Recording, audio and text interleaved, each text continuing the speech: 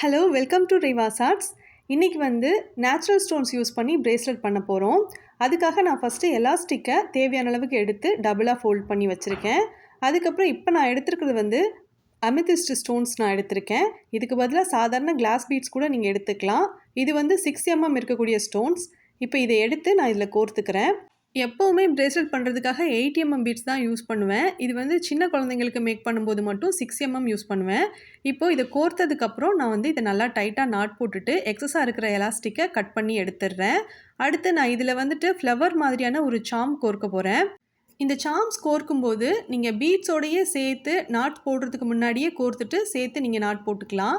அப்படி இல்லைன்னா இப்போ நான் பண்ணுறேன் பாருங்கள், ஜம்ப்ரிங்கில் கோர்த்துட்டு அதுக்கப்புறமா இந்த சாம்ஸ் எடுத்து நான் இதில் அட்டாச் பண்ணியிருக்கேன். இந்த மாதிரியும் செய்யலாம்.